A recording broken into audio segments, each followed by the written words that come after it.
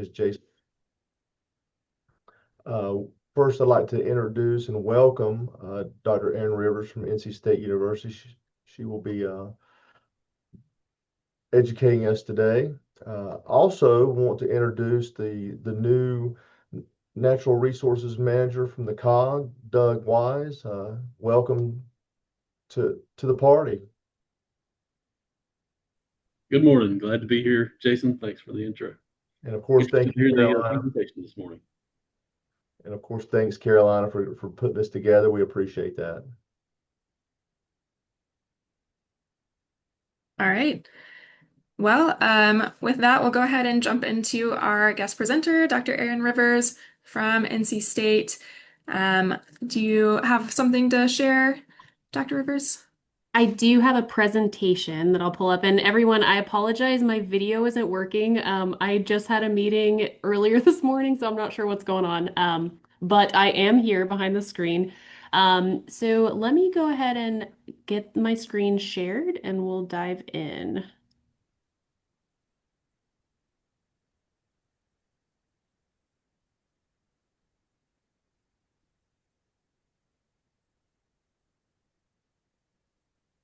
Okay, are you seeing the full presentation view? Yes, now we are. Okay, perfect. There might be a slight lag. I'm at our field station today too, so our Wi-Fi could totally be the Wi-Fi out here. Um, okay, well, thank you so much for inviting me to be here. I wish that I could see all your faces right now, but I've got everything hidden. So I am Erin Rivers. I am a relatively new assistant professor at NC State University. I started in 2024.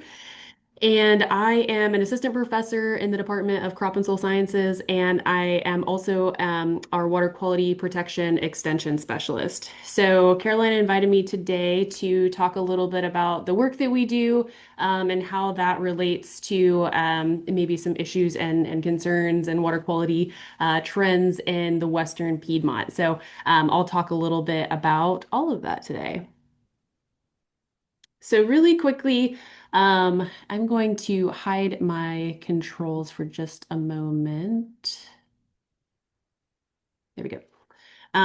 So really quickly, we're just going to run through a little bit of introductory materials and then just dive right in. I want to talk a little bit about just overall what we're seeing for emerging challenges for water resources overall, and then why the Piedmont is particularly vulnerable. And then we'll look at some specific trends that we're seeing in the region. And I wanted to connect back out to agricultural water quality because I think that those are some topics of interest. And then to wrap up, if we've got a little bit of time, I wanted to talk a little bit about our training program that we have here at NC State, and then have some questions.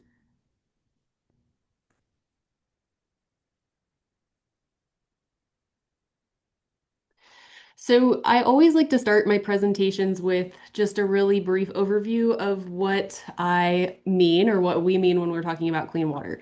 And so this is really designated by the state, and the Clean Water Act is a federal regulation, but it grants authority to individual states to determine what they are intending to protect and how that matters to their economy, environment, public health, etc. So here in North Carolina, we actually have quite a few protected uses for our surface waters. This diagram on the right just shows a few of those. So a few of the big ones, we protect our surface waters for source water. So when we're pulling in municipal drinking water, we protect those in a specific way. We also have a couple of environmental habitats that we protect. Like wetlands or high quality waters. We protect specific water bodies for fisheries, for trout, or for shellfish, recreation, agriculture, etc. And so across the state, we'll get into this in the next slide, but across the state, we have very diverse land uses. And for that reason, we have a lot of water quality challenges. And some of the top challenges that we do have for impairments in our surface water bodies are habitat degradation, nutrients like nitrates, phosphates, sediment, bacteria, heavy metals, pesticides, all the things that you might think of when you think of water pollution. So here in the state, we have several major basins that have very diverse land uses. And again, for that reason, our water bodies do face significant challenges when it comes to water quality and the way we manage those.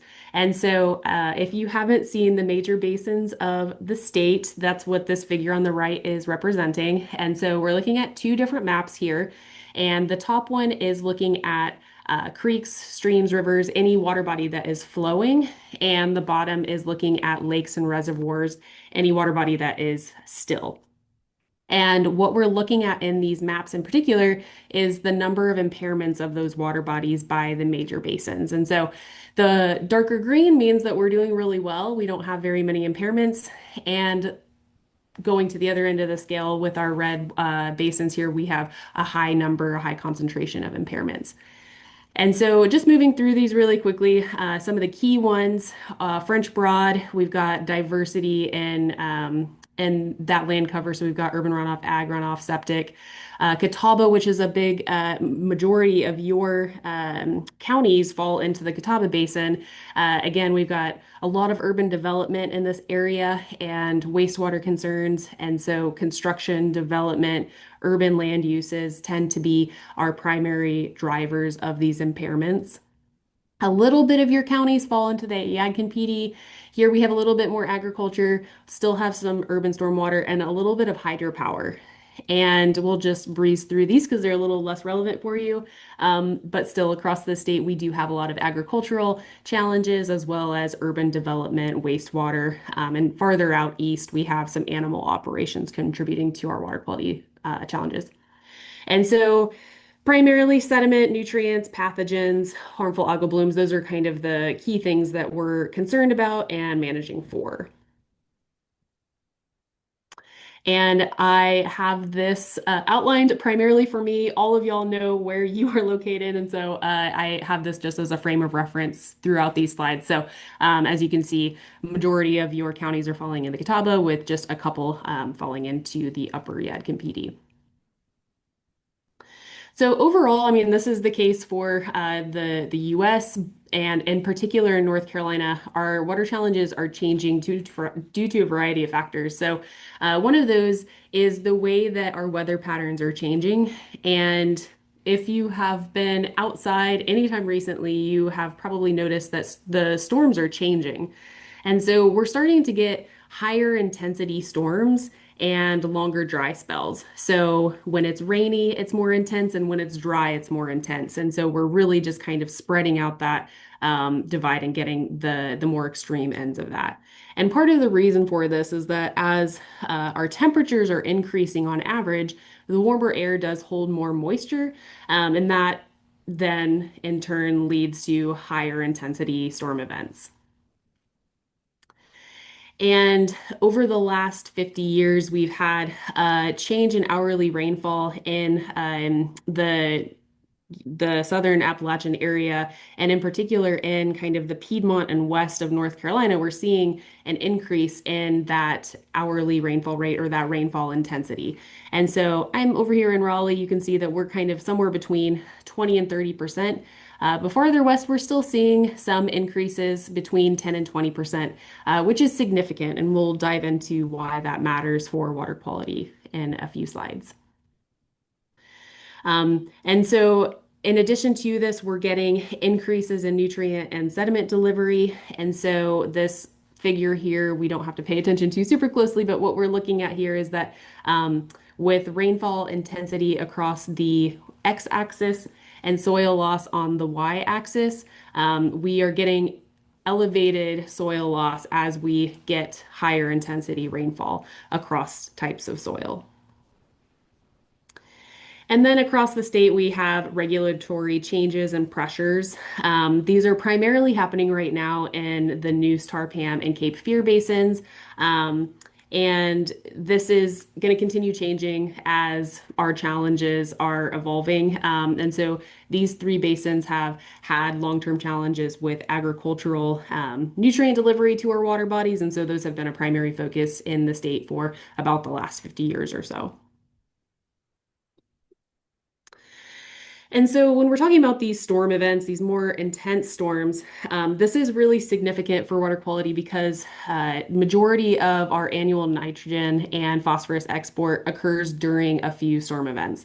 And what's happening is that these high intensity storm events are putting a lot of pressure on our soils, causing higher erosion rates and mobilizing any of those nutrients that have been put in the soil for agriculture or even our lawn applications for fertilizers and generating runoff and pushing those to our surface waters.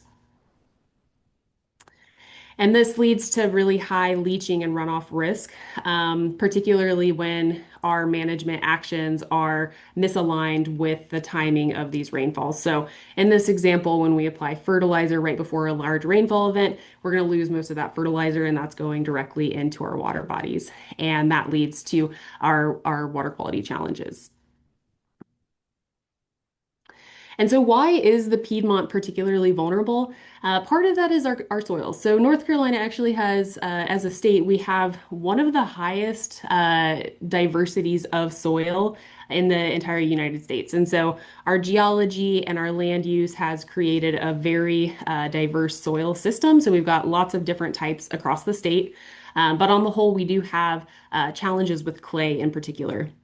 And so that means that our soils are highly erodible, and clay in particular poses a really big challenge for water quality because it's hard to settle out once it gets into water because it's so small. And so if you look across the state, we have really high clay content overall, but in the Piedmont and then in the mountains in particular, we have quite a high percentage of clay. The Piedmont is vulnerable also because we have a very diverse topography, especially when we're getting out to the west side of the Piedmont where y'all are, very rolling topography, high gradients. So when we couple that with those highly erodible clay soils plus high gradients, we're just increasing that risk of erosion even more. And we just looked at this figure, but the pairing of those more intense and more frequent storm events, particularly in the Piedmont and moving west, means that those vulnerable soils are becoming more exposed to risk of erosion through rainfall. And then our land uses are really diverse in the Piedmont as well. And so this is a little bit hard to see at this resolution, but this map is just showing our mixed land uses. And so primarily we do have a lot of forest, but you'll notice in these areas a lot of red and yellow popping out. And so that's going to be mixtures of our urban development with our agriculture, our forest. And so with these different land uses and conversions of land uses in particular, that is just potentially exposing a lot of these soils, exposing a lot of these pollutants, excuse me, to erosion and transport to water bodies. So I've got a couple slides just to look at what's happening with some of the trends in water quality across the state. The first one here is irrigation water quality. The need for irrigation is changing here in North Carolina. And so this data that we're looking at in this figure is a little bit dated now. It's the ag census from 2022. So those only get updated every so often. But what this is showing us here on the top figure, we're just looking at the number of farms that are using irrigation. And then in the bottom is looking at the overall acreage of irrigation. So both of these are kind of highlighting for us something important that's happening more in the coastal plain than anything, but we're starting to get some irrigation needs into the Piedmont as well. Farther west, a little bit less so, but this is one of those things that is starting to change because of our changing weather patterns, our changing storm events. These long, dry drought periods in the summer are putting a lot of stress on our agricultural production. And so that's just increasing the demand for irrigation. And so as that happens, we're keeping an eye on irrigation water quality. Salinization is one of the things that we're most concerned about when we are irrigating and relying on irrigation for our crop production. And sediment in particular is our state's number one surface water pollutant by volume. And so that all connects back to some of those vulnerabilities that we were talking about, our clay soils, our high gradient topography. And so this figure is showing by county the change in turbidity over the last 25 years. So if you have not heard that word before, turbidity is a measure of the clarity of water. And so if you're thinking about after a storm event, you might go out and see that the river is extremely muddy. That's high turbidity. And so, if you picture just holding up a bottle of water in the sunlight, if you can see through that, pretty low turbidity. When you can't see through that, that's really high turbidity. And so, high turbidity poses a lot of issues for wildlife. It decreases the health, fitness, and reproduction of our aquatic organisms. It leads to higher costs for drinking water treatment and a slew of other things associated with this as a water pollutant. So it's a really big challenge. And in the state, we have a couple hotspots. I mean, overall, I would say our state has been challenged with turbidity and sediment for a very long time. But over the last 25 years, we've had a few hotspots come out. And so the heat map here is showing the bluer colors are showing a net decrease in turbidity, and the red or warmer colors are showing a net increase in turbidity over the last 25 years. And so I apologize. I think is this Caldwell or Burt County? I'm still kind of new to North Carolina, so I apologize. But anyways, we do have a little bit of a hot spot here. And so, what is driving that? It could be a lot of different things.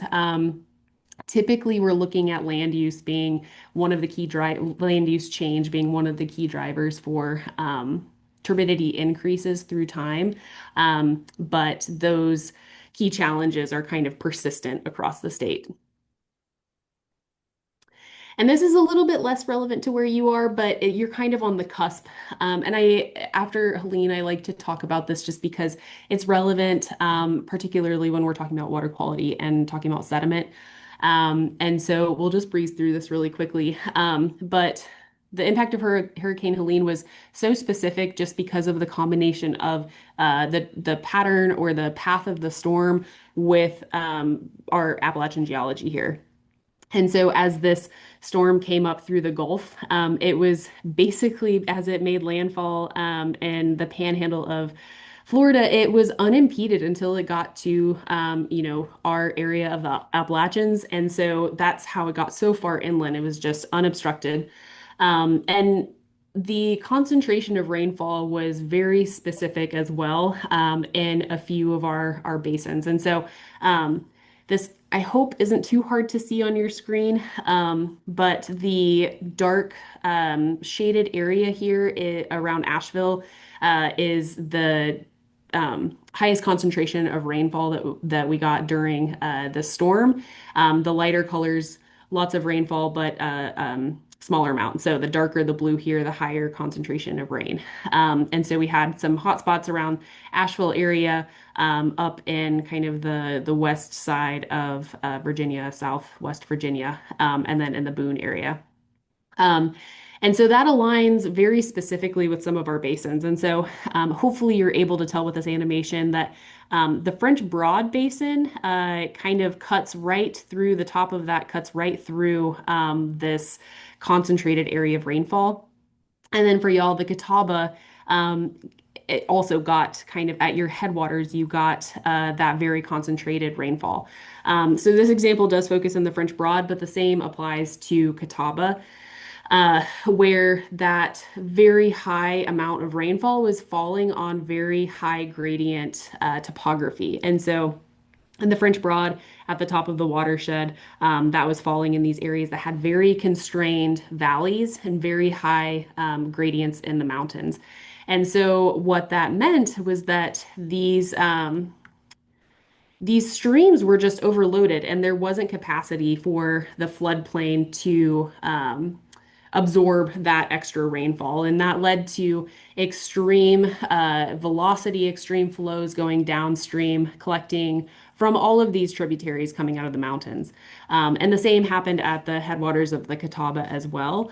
But luckily for Catawba, there was just a little bit less rainfall that fell over there, and a majority of it fell over in the French Broad Basin. And so what then happened was that the floodplains were just overloaded with this water. And that water then churned up sediment, and that was one of the primary things that we saw, in addition to the flooding, was this massive movement of sediment downstream. And so this is just an example photo to kind of show how concentrated these effects were.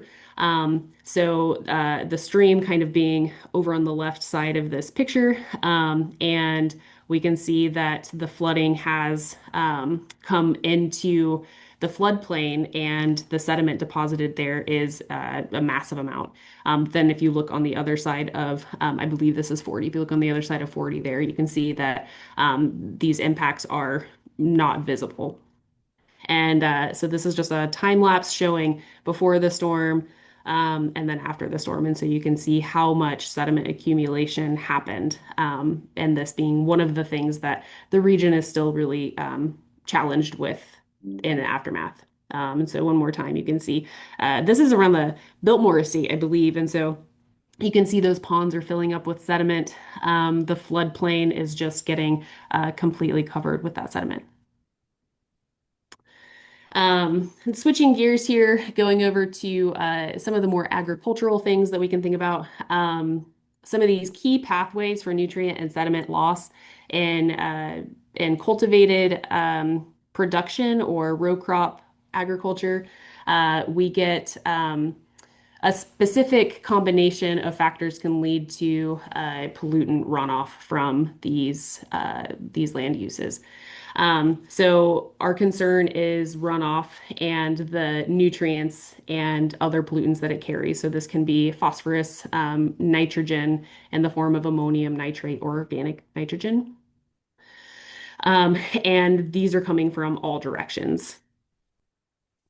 And when the runoff gets into the groundwater, if we have quite a bit of rainfall getting into the ground, once nitrate passes our surface soils, it is very mobile in groundwater.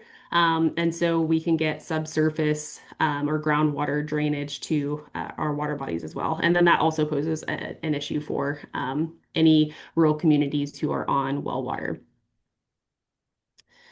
We can have losses of these nutrients to the atmosphere as well. And so oftentimes we might have specific practices that are designed to promote some of these pathways so that we're removing some of that excess nutrients from our ag areas.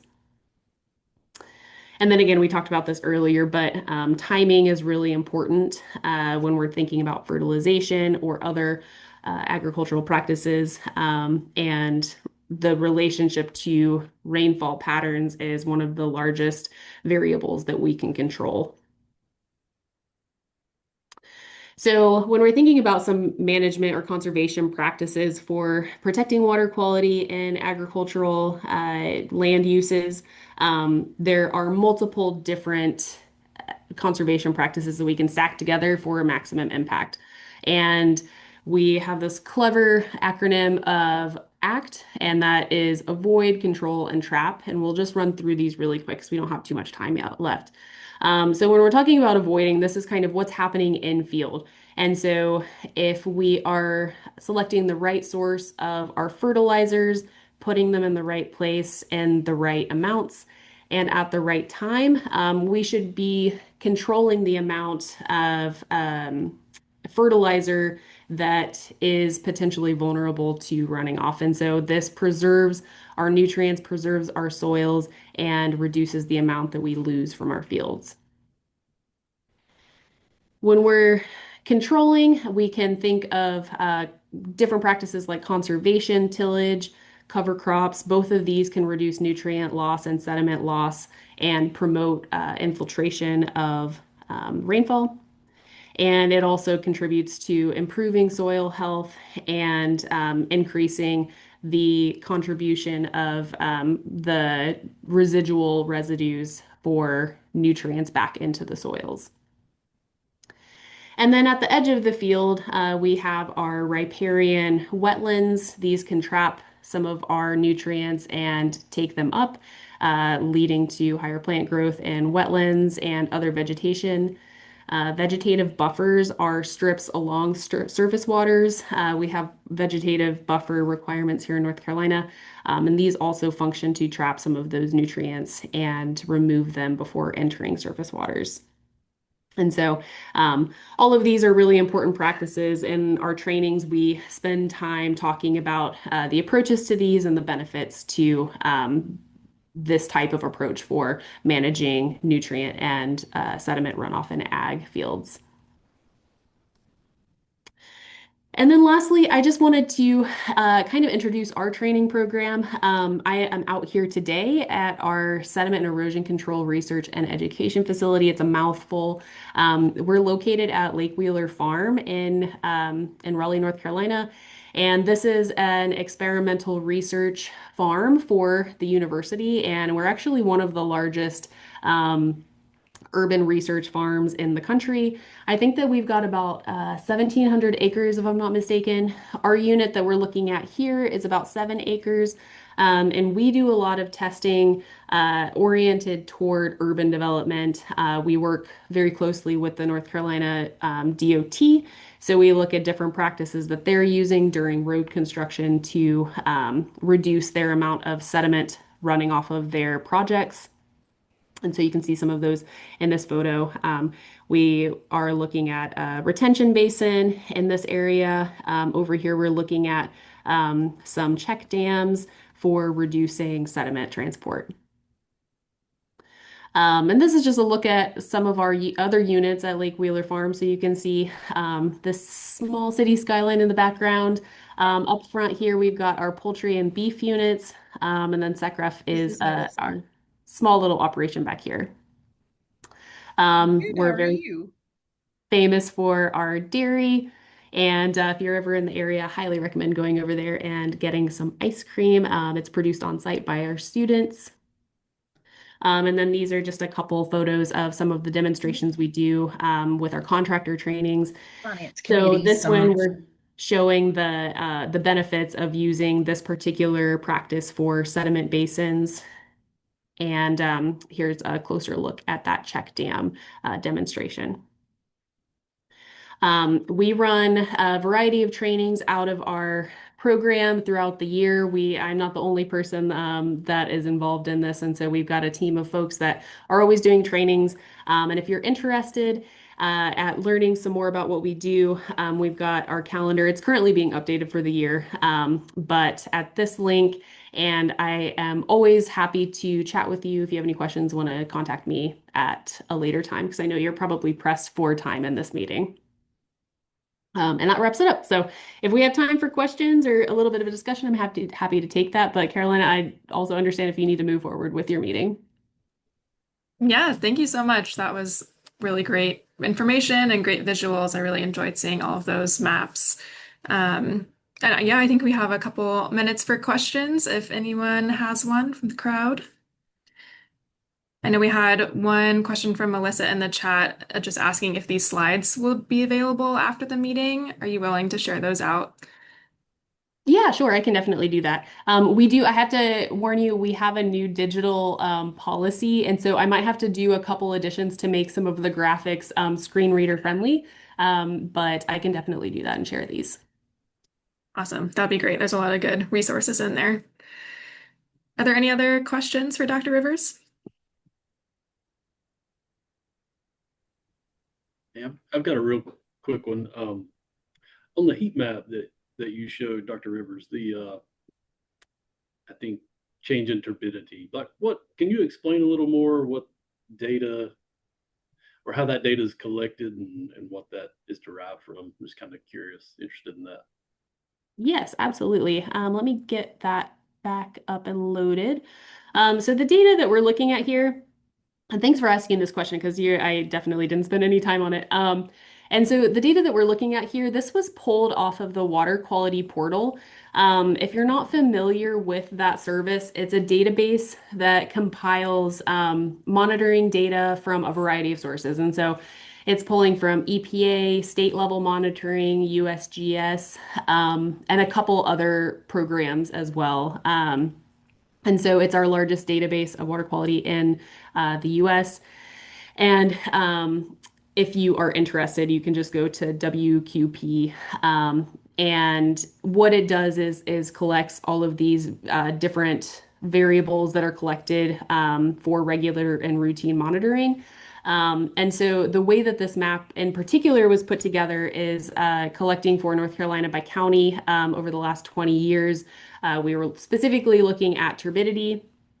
And we normalize this over time. And so by site, we looked at the change from 2020 all the way through 2025. And so any areas that or any counties that are showing a net increase during that time shows a positive change in turbidity, and any that are decreasing have a negative slope during that time are showing a net decrease. But to be fair, I would like to actually let me see if I can locate this really quickly for you. The absolute units are a little bit different here, and so the uh, the unit change is maybe a little oversold in this figure. So here we go. Here's our absolute change. I'm going to try to change my share here. So here's our absolute change. And NTU is it's just the standard unit. It's the nephelometric turbidity units, and it's basically the amount of light that can pass through a sample. And so we are at kind of a positive and negative change of 10 in the state. So you can see, I think, is this Lenore County? Ooh, I'm not sure. I'm so sorry. I should know all the counties by now. I haven't memorized them.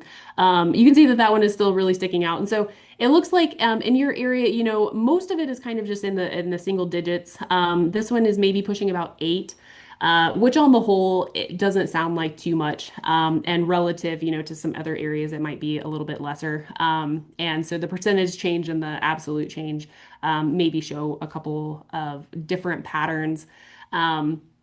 In particular, what matters is the specific designated uses of the bodies of water. So if you've got a trout stream, a change of 8 is almost 100% of the allowable limit of turbidity in your receiving streams. But if you aren't protected for trout fisheries, then you've got a little bit more wiggle room there in terms of the allowable impairment. So hopefully that was helpful. I know that was a lot to get through in just a couple of seconds.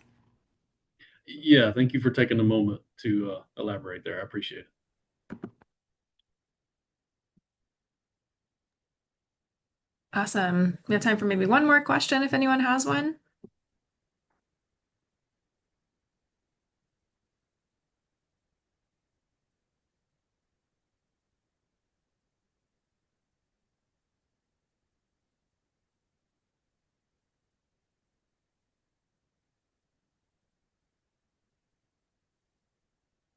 All right. Well, if there aren't any other questions, then I will just say thank you again to Dr. Rivers. That was a great presentation, and I know I definitely would want to go back through those slides and kind of keep learning from those resources. So thank you so much for being here. That was great and very applicable to our region.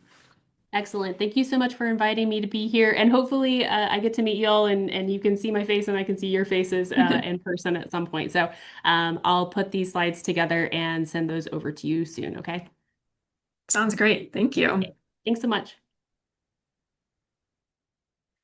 All right. Now I'm going to go ahead and share my presentation again. All right. So I'm going to go through some quick updates from the COG, starting with the fact that we have a new member of our team, Mr. Doug Wise, who's our Natural Resources Manager. Doug, would you like to introduce yourself and say anything? Sure, yeah. Thanks, Carolina. Um, I guess just kind of introduce myself. I'm Doug Wise, and as Carolina said, starting as the natural resources manager here. I'm looking forward to getting to meet all of you, hopefully in person, as we start tackling the work. Glad to be here at COG. Started back in February, and I think Carolina's got my information posted there. So if you need anything, feel free to reach out. Again, as I said, I'm kind of learning the processes and procedures here at COG, and I do have local government experience, just so kind of as a background, over 15 years with a couple of local governments. I guess I don't really have a whole lot else to say other than that, other than thank you, Carolina, for arranging this, getting it set up, and I really appreciate the presentation this morning. So thanks. Awesome. Thanks, Doug. Very happy to have someone else on board. I'm just going to run through some things I've been working on. Some of this I covered at our last meeting as well, but since there are some new people on the meeting, I'll give some updates. First of all, about our septic system repair program. So this is a grant-funded program that it's had multiple iterations starting back in like 2013 or maybe even before that, just from different grants that we get. For the 2025-2026 project, we've had 30 applications approved, 13 projects completed, and an additional 5 clients in the bid or repair process. So it is a pretty complex process where we're able to work with environmental health departments to connect with clients who need financial assistance to pay for their septic repairs, specifically those that are in protected or critical areas near those streams that are impaired, where their septic systems might be impacting water quality.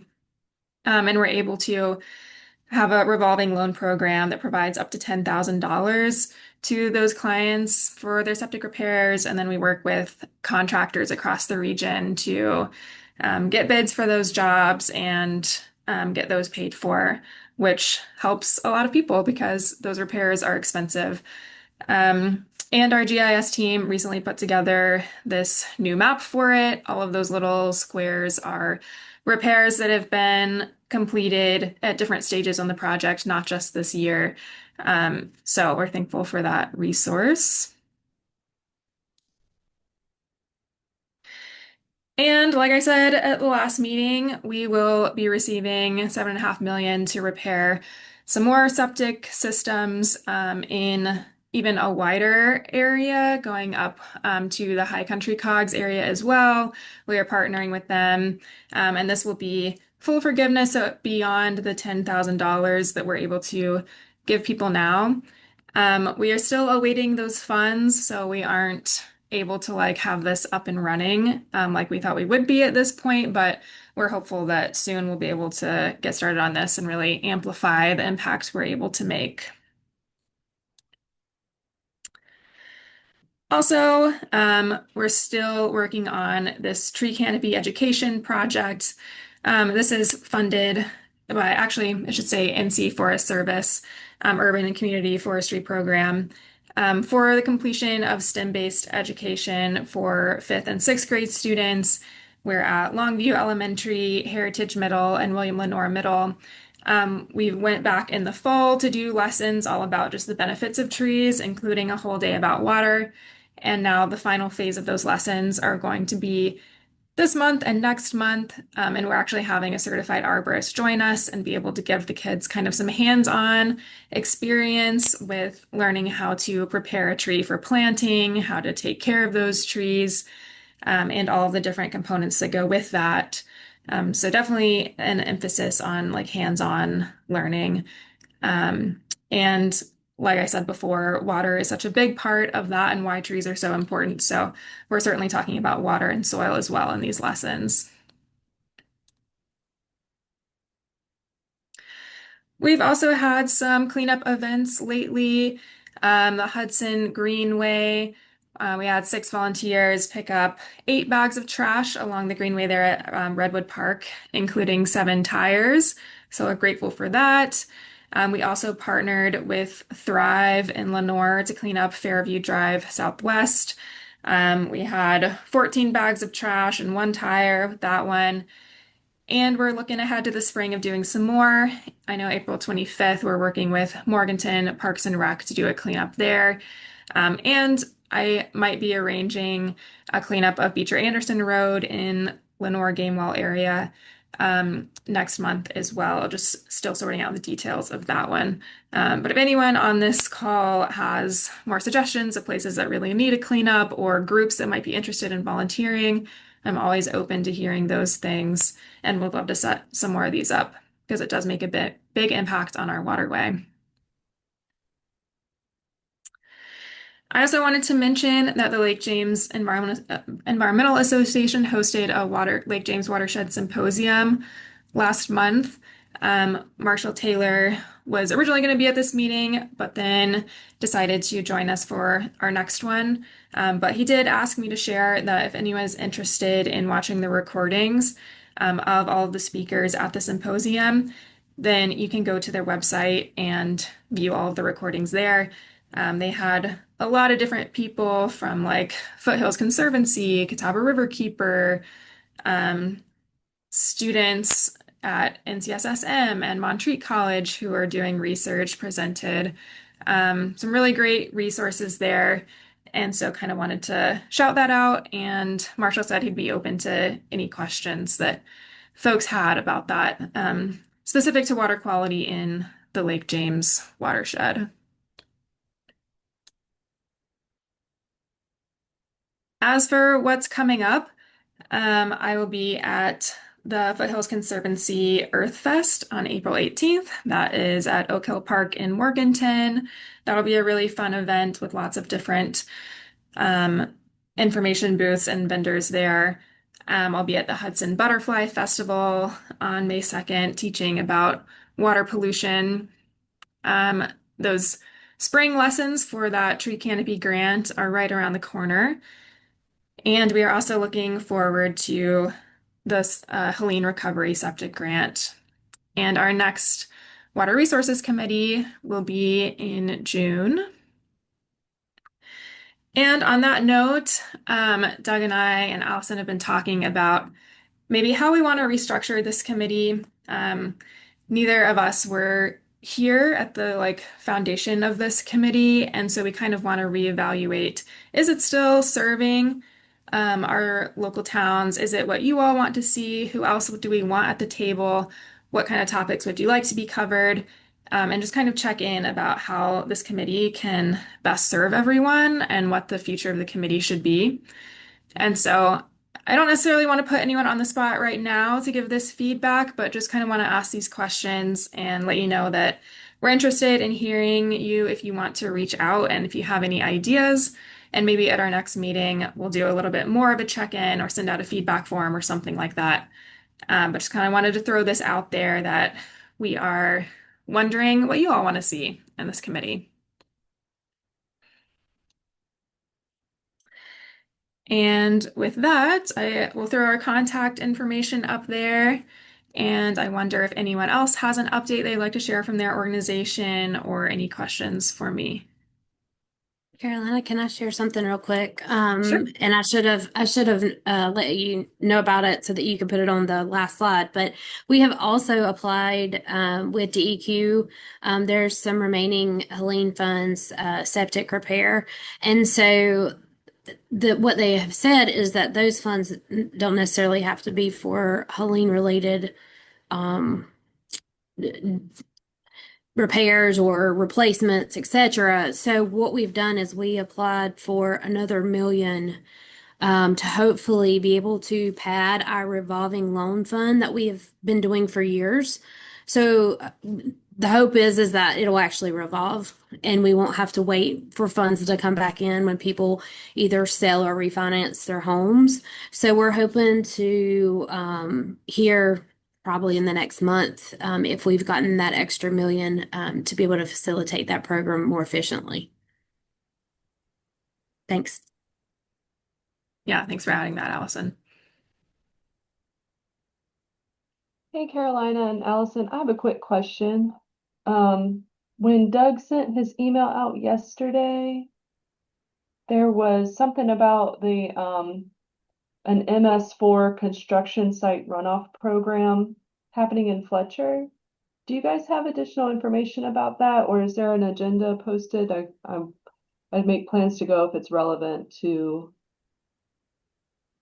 Sure. construction So development.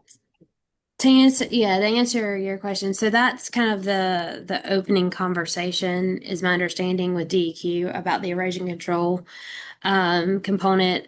In our region, Hickory and Catawba County do erosion control reviews. The other counties rely on DEQ for reviews. And so my understanding is that could be changing. And so this is more of an information session of what to expect in the future. I haven't seen an agenda. However, if you can't make it, we're happy to give you the rundown and share everything. And then also, if you would like to, obviously come, please do. Thank you. Yeah. And Hannah, did you get that? I did forward the meeting invite to you. I just want to, while we're here, to confirm that you got that. Yes, yeah, I got the invite. I just want to see how relevant it is to me or to you. All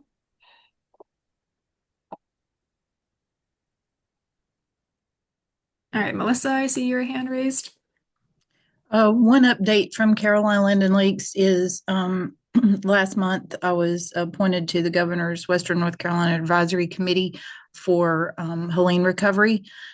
So looking at, and then also on the resilience subcommittee. So serving in that capacity to look at damage in our waterways related to Helene. Awesome. Thank you so much for sharing. That's great. And I'm very interested to hear how that goes. That's great. And I can take back any comments, concerns, issues in these counties that the COG is serving in to that committee. Thank you. Yeah, that's awesome.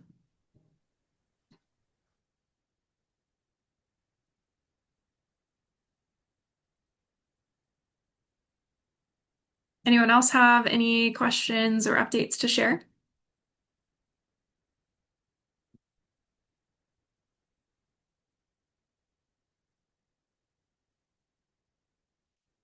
All right. Well, with that, we'll wrap up our meeting. Thanks so much to everyone for joining and participating, and just keep an eye out for more information about the slides from Dr. Rivers' presentation and information about our next meeting in a few months. All right. Have a good day, everyone. Thank you.